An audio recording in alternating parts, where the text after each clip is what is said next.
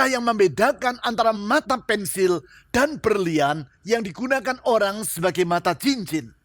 Kedua-duanya sama terbentuk dari arang.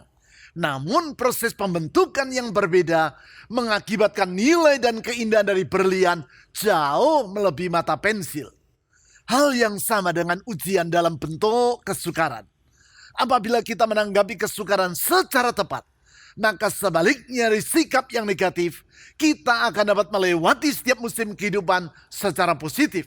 Alhasil, kesukaran itu akan membentuk hidup kita menjadi berlian yang indah dan berharga. Apabila seseorang dapat melihat keberadaan Tuhan di tengah setiap kesukaran, maka ia akan mengalami kehidupan yang finishing strong. Bapak Ibu Saudara sekalian, selamat berjumpa kembali di ibadah Gereja Kristen Perjanjian Baru Fajar Pengharapan. Mari segarkan kembali rohani Anda dengan mengikuti pertemuan doa Oasis yang akan diadakan setiap hari Rabu pukul 10 pagi secara onsite di Jalan Pasir Koja 58 dan juga pertemuan doa kontemplatif setiap hari Kamis melalui kanal YouTube Doa Fajar Pengharapan yang dapat Anda ikuti di sepanjang hari. Tuhan selalu mendengarkan setiap doa yang kita panjatkan dan menjawabnya seturut dengan kehendak-Nya. Kirimkan beban doa Anda ke nomor WA 0811 841 765. Para pendoa gereja kita akan mendukung Anda dengan mendoakan setiap beban dan pergumulan Anda tersebut. Ruang doa personal retreat tersedia bagi Anda yang memerlukan tempat khusus untuk berdoa secara pribadi. Manfaatkan ruang doa yang berada di satelit Bandung Utara dan Pasir Koja ini untuk meningkatkan keakraban Anda dengan Tuhan. Untuk menggunakannya, Anda dapat mendaftarkan diri melalui SMS atau WhatsApp di nomor yang tertera di layar. Informasi dan pengumuman penting lainnya dapat Anda lihat dan ikuti di bagian menjelang akhir ibadah ini. Selamat beribadah!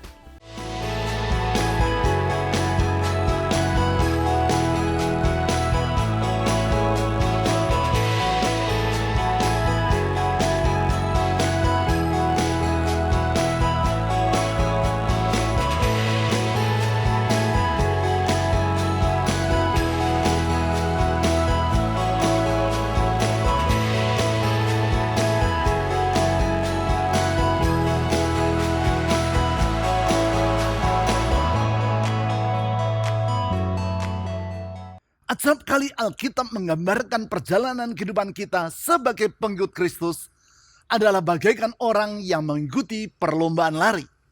Sebagaimana yang kita ketahui, seorang pelari hanya akan dapat menjadi juara apabila ia berhasil mencapai garis finish lebih awal dari pelari-pelari lainnya. Artinya, di satu sisi, ia harus berlari dengan kecepatan yang lebih tinggi dibandingkan para atlet lainnya.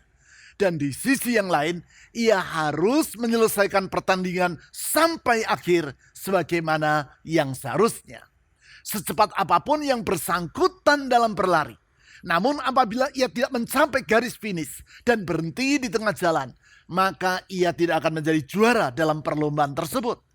Tetapi selain itu, masih ada satu syarat yang lain yang tidak boleh diabaikan, yaitu bahwa ia harus mengikuti pertandingan dari garis start sampai garis finish.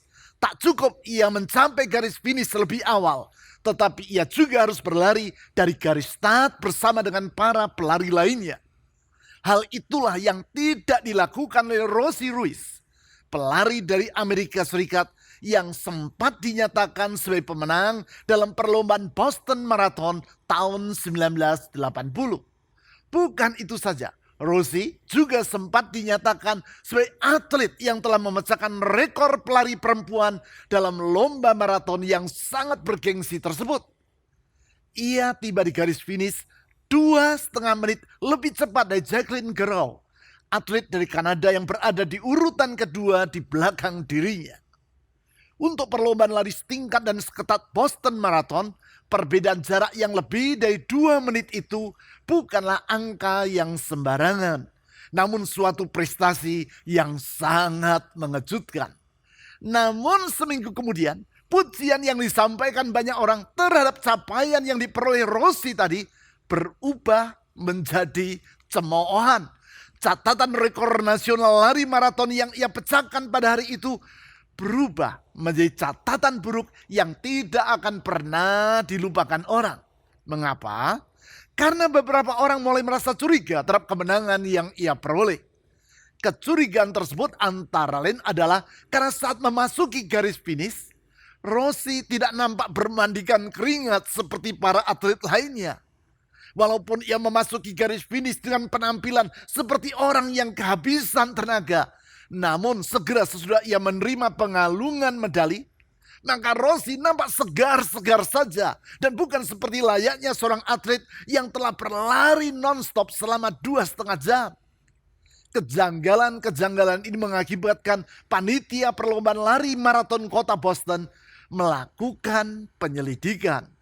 Sesudah mereka memeriksa foto-foto dan video dokumentasi serta mewawancari para saksi mata, akhirnya didapati bahwa ternyata Rossi bukan berlari sejauh 42 km, yaitu dari garis start sampai finish.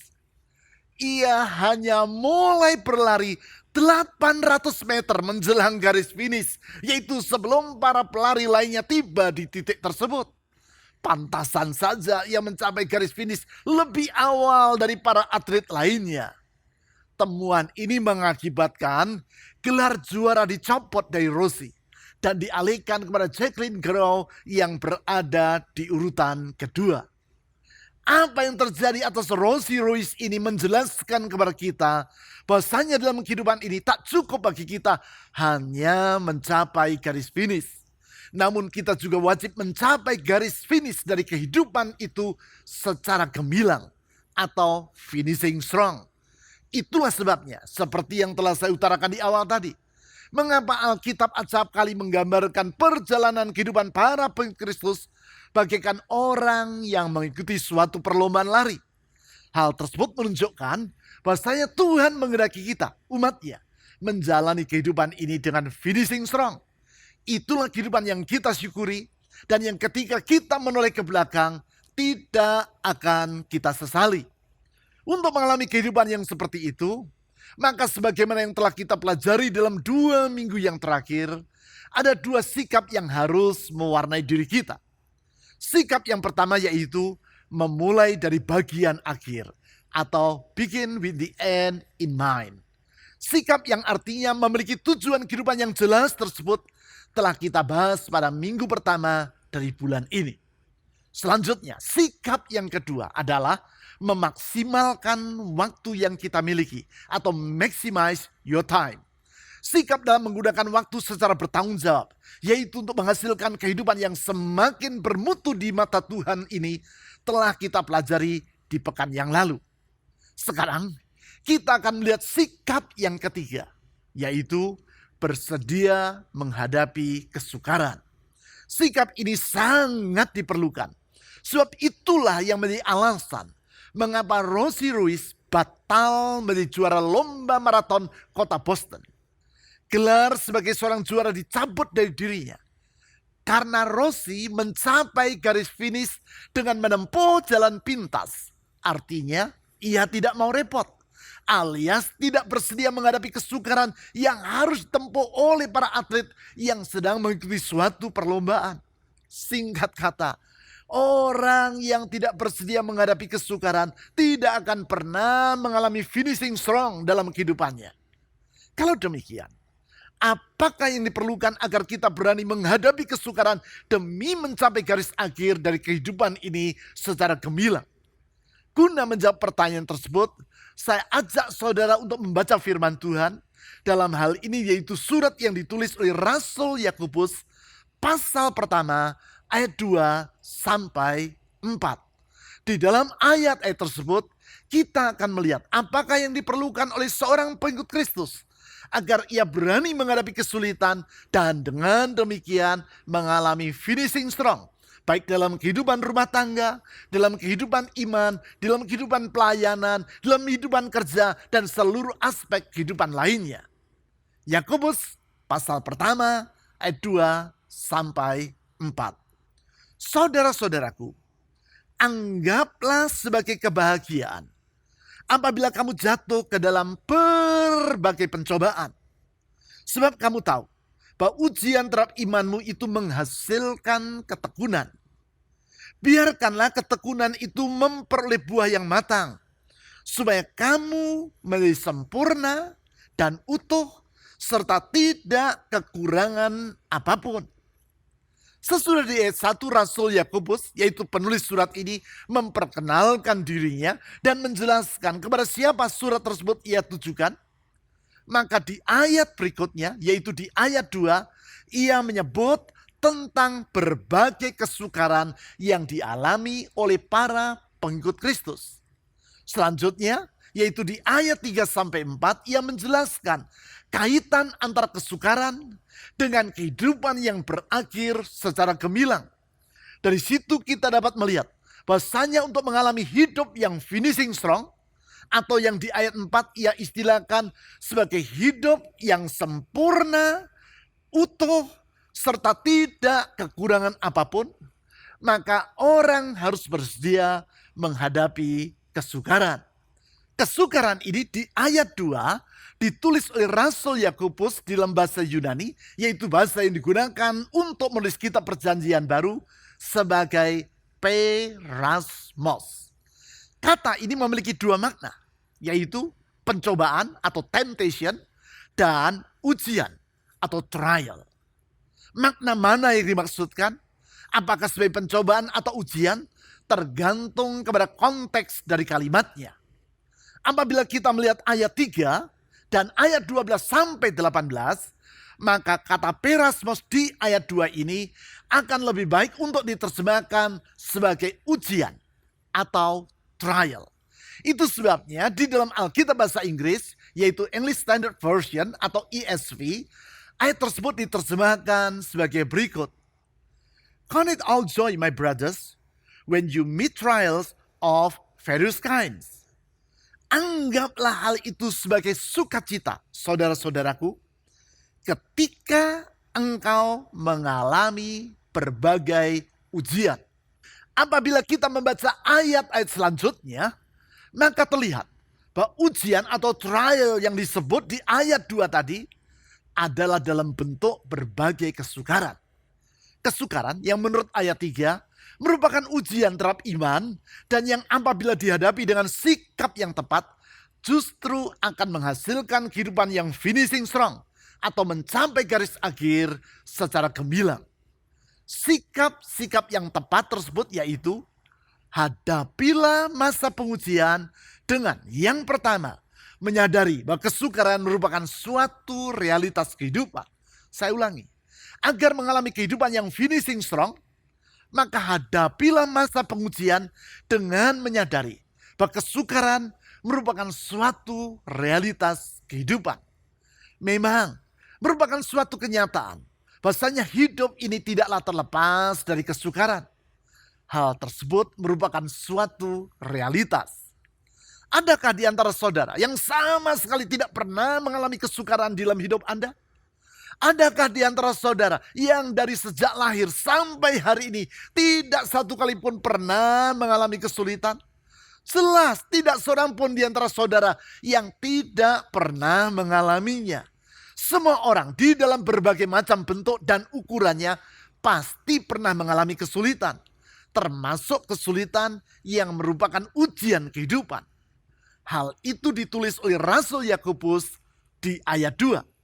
Mari kita lihat ayat tersebut dari Alkitab bahasa Inggris, English Standard Version, yang telah saya baca tadi. Count it all joy, my brothers, when you meet trials of various kinds. Anggaplah hal itu sebagai sukacita, saudara-saudaraku, ketika engkau mengalami berbagai ujian. Perhatikan, di ayat ini Rasul Yakobus menggunakan kata when, yang artinya adalah ketika, dan bukan if, yang artinya yaitu jikalau. Kalau if atau jikalau artinya adalah bisa ya, bisa tidak, bisa dialami, bisa juga tidak dialami, dapat terjadi dan dapat juga tidak terjadi. Maka tidak demikian halnya dengan when atau ketika. When atau ketika artinya pasti akan terjadi. Hanya masalah waktu kapan ia akan terjadi. Sehingga kata when you meet trials of various kind, atau ketika engkau mengalami berbagai ujian di ayat 2 tadi, menunjukkan bahasanya ujian pasti akan kita alami. Hanya masalah kapan ujian itu akan terjadi. Ini merupakan suatu realitas kehidupan. Sama seperti seorang pelajar yang bersekolah di sebuah sekolah yang genah. Yang pasti akan menghadapi ujian. Bagi dirinya, ujian bukan bisa ya, bisa tidak. Tetapi pasti harus dihadapinya. Hanya masalah kapan ujian itu akan diberikan. Kesadaran terhadap realitas inilah penting. Supaya ketika pelajar tadi menghadapi ujian, maka ia tidak terkejut. Ia tidak akan berkata, mengapa saya harus mengalami ujian? Saya akan bersekolah di tempat ini hanya untuk belajar dan bukan untuk menghadapi ujian. Saya tidak mau mengikuti ujian ini. Tidak, dia tidak akan berkata seperti itu. Sebab ujian merupakan bagian yang tak terpisahkan dari suatu proses belajar. Dan kalau dari sejak awal sang pelajar tersebut menyadari akan hal ini, maka ujian tidak akan ia pandang sebagai suatu beban, tetapi akan dihadapinya dengan hati yang ringan. Hal itulah yang dikemukakan oleh M. Scott Peck dalam bukunya The Road Less Traveled, atau jalan yang jarang dilalui, yang beberapa kali pernah saya sebut dalam khotbah-khotbah saya. Di bagian awal dari bukunya tersebut, ia menulis sebagai berikut. Life is difficult. Once we truly know that life is difficult, once we truly understand and accept it, then life is no longer difficult. Hidup itu sulit. Ketika kita benar-benar mengetahui bahwa hidup itu sulit, ketika kita sungguh-sungguh memahami dan menerimanya, maka hidup tidak lagi sulit. Dengan kata lain, selama kita bersedia menerima realitas bahwa kehidupan ini tidaklah terlepas dari ujian atau kesukaran, yaitu seperti yang diutarakan oleh Rasul Yakobus di ayat 2 tadi, maka ketika menghadapi ujian, kita tidak akan merasa berputus asa dan tidak akan berhenti berjuang. Memang hidup sebagai seorang pengikut Kristus tidaklah terlepas dari kesukaran. Itulah sebabnya mengapa Yesus tidak pernah mengundang orang untuk mengikut dia dengan berkata, mari ikutlah aku, maka hidupmu akan bebas dari masalah dan perjalananmu akan lancar tanpa hambatan. Tidak. Ia tidak pernah berkata seperti itu. Sebaliknya justru seperti yang ditulis dalam Markus pasal 8 ayat 34. Yesus berkata, jika seseorang mau menjadi pengikutku, ia harus menyangkal dirinya, memikul salibnya, dan mengikut aku. Singkat kata, kita perlu menyadari bahwa dengan hidup sebagai seorang pengikut Kristus, bukan berarti kita akan terlepas dari kesukaran. Kesadaran tersebut akan menolong kita untuk tidak berputus asa ketika mengalami ujian. Sebaliknya, dengan gigih kita akan terus berjuang sampai kita mencapai garis akhir secara gemilang. Selanjutnya, agar mengalami kehidupan yang finishing strong, maka hadapilah masa pengujian dengan yang kedua, melihat kesukaran dengan cara pandang jangka panjang. Saya ulangi. Hadapilah masa pengujian dengan yang kedua, melihat kesukaran dengan cara pandang jangka panjang. Artinya, jangan melihat kesukaran semata-mata sebagai suatu kesukaran belaka. Namun lihatlah apa yang menjadi maksud Tuhan di balik kesukaran yang Ia izinkan kita alami tersebut. Sebab apabila kita tidak dapat melihat kesukaran yang kita alami dengan cara pandang jangka panjang, maka bisa jadi kita akan bersikap salah mengerti terhadap Tuhan. Kita akan berpikir bahwa Tuhan telah lalai dalam menepati janjinya, yaitu bahwa Ia akan menjaga dan melindungi kita sebagai gembala yang menjaga kawanan dombanya. Atau bahkan bisa jadi kita akan beranggapan bahwa Tuhan memiliki niatan yang buruk terhadap diri kita, sehingga Ia mengizinkan kesulitan menimpa diri kita. Namun, bila kita dapat melihat kesukaran yang kita alami dari sudut pandang yang lebih mendalam, maka di saat itu kita akan dapat melihat Bahwasanya di balik semua kesukaran tadi terdapat maksud Tuhan yang baik. Di dalam hal ini, yaitu maksudnya untuk membentuk karakter yang mulia dalam kehidupan kita. Hal itu dikemukakan oleh Rasul Yakobus di ayat 3-4 sebagai berikut. Sebab kamu tahu bahwa ujian terhadap imanmu itu menghasilkan ketekunan. Biarkanlah ketekunan itu memperoleh buah yang matang, supaya kamu menjadi sempurna dan utuh serta tidak kekurangan apapun. Di ayat-ayat ini ditulis bahwa ujian terhadap iman, yaitu yang berbentuk kesukaran tadi, akan menghasilkan ketekunan. Ketekunan yang mengakibatkan kita dapat meraih buah yang matang, yaitu mencapai garis akhir secara gemilang atau finishing strong. Artinya apabila kita tidak dapat melihat maksud baik dari Tuhan di balik kesukaran yang kita alami, maka sebaliknya dari ketekunan, justru hati kita akan dipenuhi dengan perasaan marah kepada Tuhan serta keputusasaan. Alhasil, sebelum karakter yang diharapkan menjadi buah yang matang, maka buah tersebut akan gugur di tengah jalan. Hal ini sama seperti video iklan dari surat kabar The Guardian. Video yang sudah sangat lama sehingga kualitas gambarnya tidak lagi setajam seperti video di masa kini. Namun demikian, pesan yang disampaikan melalui video ini masih sangat tajam. Di dalam video tersebut ditayangkan seorang anak muda dengan gaya pakaian seorang berandalan seperti sedang melarikan diri dari kejaran mobil polisi, dan kemudian menjambret tas milik seorang laki-laki yang berusia setengah baya. Namun apabila video itu dilihat dari sudut pandang yang lain, yaitu dari sudut pandang yang lebih luas, maka barulah kita akan mengetahui bahwa sesungguhnya anak muda tadi bukan bermaksud buruk, tetapi ia justru sedang mempertaruhkan nyawanya demi menyelamatkan sang laki-laki setengah baya tadi dari bahaya, yaitu bahaya tertimpa bahan bangunan yang runtuh. Demikian pula seharusnya cara kita dalam memandang kesukaran yang kita alami. Jangan melihatnya dari sudut jangka pendek atau dari cara pandang yang sempit. Lihatlah dari cara pandang yang lebih luas atau dari sudut jangka panjang. Lihatlah maksud Tuhan di balik kesukaran yang sedang saudara alami, yaitu bahasanya di balik semua itu Tuhan sedang membentuk karakter saudara agar menjadi karakter yang mulia. Itulah karakter yang gigih atau tekun dan yang pada gilirannya akan memungkinkan saudara untuk mencapai garis akhir secara gemilang.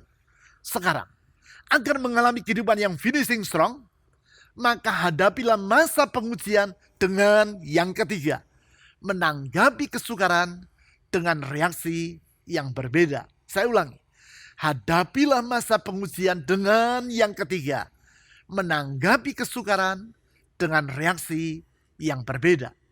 Pada umumnya, orang akan menanggapi kesukaran dengan perasaan kesal, kecewa, marah, serta berputus asa. Perasaan-perasaan negatif seperti itu, menurut Aaron Beck, seorang psikiater dan profesor pada University of Pennsylvania, dapat mengakibatkan apa yang ia sebut sebagai negative triad, atau sikap negatif yang berbentuk 3 serangkai.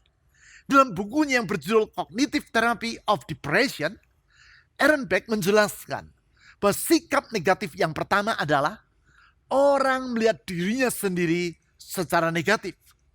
Perasaan tersebut timbul karena orang tadi menyadari bahwa ia tidak mampu mengatasi kesukaran yang sedang terjadi. Sebagai akibat, ia memandang dirinya secara negatif. Sikap negatif yang kedua yaitu orang melihat dunia di sekitarnya secara negatif. Dalam hal ini ia beranggapan bahwa orang lain mengabaikan dirinya dan tidak berupaya untuk menolong yang bersangkutan di dalam kesukaran yang sedang ia alami. Yang dimaksudkan dengan orang lain tersebut juga termasuk Tuhan. Ia beranggapan bahwa Tuhan tidak mempedulikan dirinya karena tidak segera mengulurkan pertolongan. Sikap negatif yang ketiga yaitu orang melihat masa depan secara negatif. Yang bersangkutan terjerumus ke dalam keputusasaan. Karena ketiga perasaan negatif tersebut berkesinambungan, maka akibatnya orang akan mengalami depresi. Tetapi bila kita dapat melihat bahwa di balik kesukaran yang sedang kita alami, sesungguhnya Tuhan tidak berdiam diri. Namun Ia tetap bekerja demi kebaikan kita. Maka kita tidak akan terjerumus ke dalam negatif triad seperti yang dikemukakan oleh Aaron Beck tadi. Sebaliknya dari perasaan negatif, hati kita akan dipenuhi dengan sikap yang positif. Sebaliknya dari memandang Tuhan dan masa depan secara negatif, kita akan dapat memandang Tuhan dengan penuh ucapan syukur dan masa depan dengan penuh pengharapan. Itulah sebabnya di ayat 2 tadi, Rasul Yakobus menulis sebagai berikut di dalam terjemahan ESV. Count it all joy, my brothers, when you meet trials of various kinds. Anggaplah hal itu sebagai sukacita, saudara-saudaraku, ketika engkau mengalami berbagai ujian. Sebaliknya dari berputus asa di tengah masa ujian, kita akan bersukacita. Sebaliknya dari marah kepada Tuhan, hati kita akan penuh dengan ucapan syukur. Sebaliknya dari mogok di tengah jalan, kita akan terus berjuang dengan sikap yang tekun sampai kita mencapai garis akhir secara gemilang. Tentu saudara mengetahui perbedaan antara mata pensil dengan berlian yang antara lain digunakan sebagai mata dari cincin yang saudara kenakan. Keduanya berbeda dalam hal nilai maupun keindahannya. Berlian sangatlah bernilai sehingga apabila ia jatuh ke lantai, orang akan berusaha dengan mati-matian untuk mencari dan menemukannya kembali. Tetapi tidak demikian halnya dengan mata pensil. Kalau ia patah dan jatuh ke lantai, maka orang tidak akan berupaya untuk mencarinya. Demikian pula halnya dengan keindahannya. Tidak ada orang yang menggunakan mata pensil sebagai penghias cincin, kalung, gelang, dan perhiasan lainnya. Tetapi tahukah saudara, bahwa sesungguhnya berlian maupun mata pensil terbentuk dari bahan yang sama, yaitu arang atau karbon. Mata pensil terbentuk dari karbon. Demikian juga halnya dengan berlian. Lalu mengapa walaupun bahan dasarnya adalah sama, tetapi nilai dan keindahannya jauh berbeda? Disinilah letak akar dari perbedaannya, yaitu karena proses pembentukannya tidaklah sama. Berlian terbentuk dari arang yang terpendam jauh di dalam tanah, yaitu sekitar 100 km di bawah permukaan bumi. Dan terkena suhu yang sangat tinggi, yaitu sekitar 1000 derajat Celcius. Arang atau karbon yang mengalami tekanan dan panas yang sangat tinggi dalam jangka waktu yang sangat panjang tersebut, lama-kelamaan mengkristal dan berubah menjadi berlian. Hal yang hampir sama juga dialami oleh arang yang kemudian berubah menjadi mata pensil. Ia juga terpendam dalam tanah, namun tidak terlalu jauh dari permukaan bumi. Di situ ia terkena suhu sekitar 700 derajat Celcius saja. Dan dalam kurun waktu yang tidak terlalu lama. Sebagai akibat, karbon tersebut berubah menjadi grafit. Yaitu bahan yang digunakan untuk mata pensil dan tidak mengkristal menjadi berlian.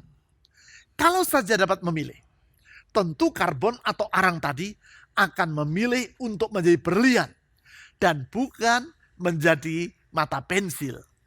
Namun berarti untuk itu ia harus bersedia menghadapi kesukaran dalam bentuk tekanan dan suhu yang sangat tinggi, bahkan dalam jangka waktu yang sangat panjang. Demikian pula halnya apabila kita ingin mengalami akhir yang gemilang. Seperti yang diutarakan dalam Yakobus pasal 1 ayat 2 sampai 4 tadi. Kita perlu bersedia menghadapi ujian dalam bentuk kesukaran. Kesukaran yang akan membentuk iman dan menghasilkan ketekunan dalam diri kita. Ketekunan yang ketika telah menghasilkan buah yang matang akan mengakibatkan kita mengalami kehidupan yang finishing strong. Bukan berarti kalau demikian, mari kita mencari-cari kesukaran. Seperti misalnya dengan sengaja mengemudikan mobil dalam kecepatan yang sangat tinggi. Dan dengan sengaja melanggar lampu lalu lintas. Atau perbuatan-perbuatan yang tak bertanggung jawab seperti itu. Bukan. Hal seperti itu bukanlah kesukaran yang dimaksudkan di dalam Yakobus pasal 1 ayat 2-4 tadi. Kesukaran seperti itu adalah karena kecerobohan saudara dan bukan merupakan ujian terhadap iman. Tetapi apabila Tuhan mengizinkan saudara melewati masa ujian dalam bentuk kesukaran bukan karena saudara sengaja mencari-cari kesukaran dan berbuat tindakan-tindakan yang tak bertanggung jawab, janganlah saudara berputus asa. Janganlah saudara buru-buru marah kepada Tuhan. Janganlah saudara tergesa-gesa meninggalkan gelanggang pertandingan iman. Sebaliknya dengan penuh penyerahan diri kepada Tuhan Yesus, percayalah bahwa Dia tidak pernah lalai dalam menjaga kehidupan saudara. Dia terus bekerja untuk kebaikan saudara, yaitu dengan menyediakan masa depan yang indah seperti yang Ia rencanakan. Dalam kasih dan kesetiaannya kepada manusia yang penuh dengan dosa, Tuhan Yesus telah mengorbankan dirinya sampai mati di kayu salib.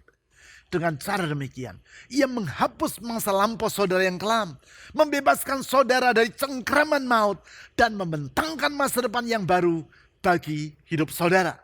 Dalam kuasa dan hikmat-Nya, Dia menjamin bahwa masa depan yang Ia rencanakan bagi diri saudara tidak akan pernah gagal. Dia yang telah memulai perkara yang baik dalam hidup saudara pasti akan menyelesaikannya sampai sempurna pada waktunya. Mari kita berdoa.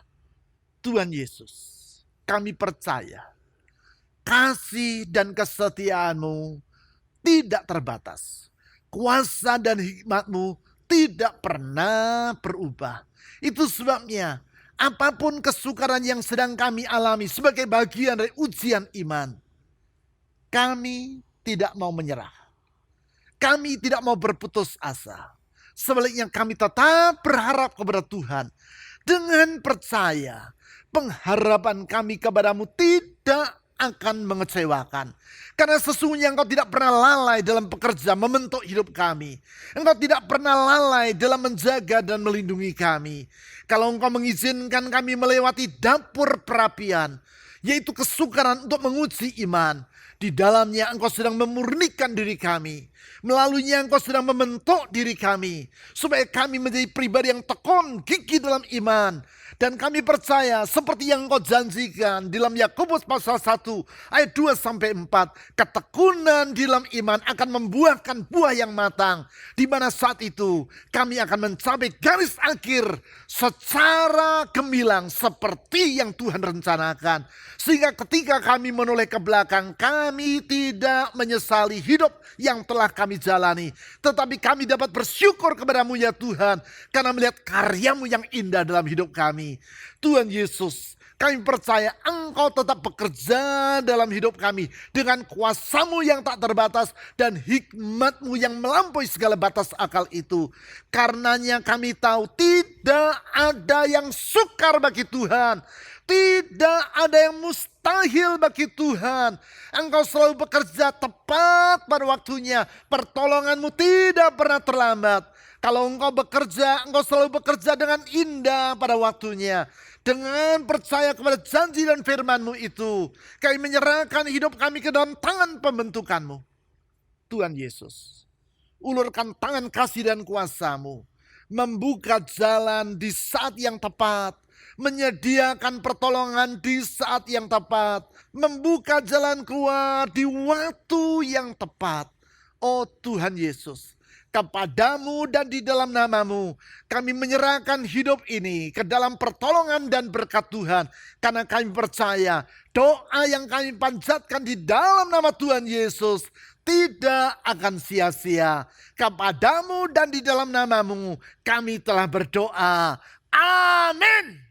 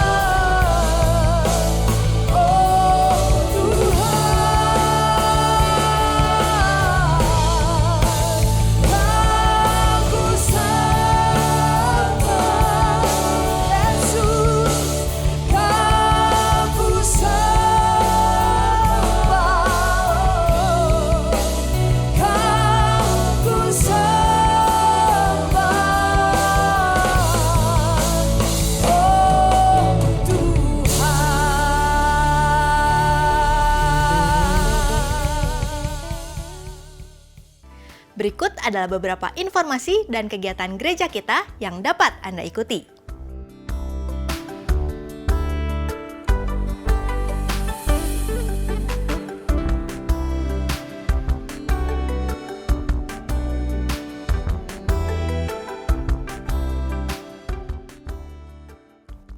Persembahan dan persepuluhan sebagai ungkapan kasih dan syukur kita kepada Tuhan dapat Anda berikan dengan memasukkannya ke dalam kotak persembahan atau melalui rekening bank atau dengan cara men-scan QR Code dengan menggunakan aplikasi dompet digital.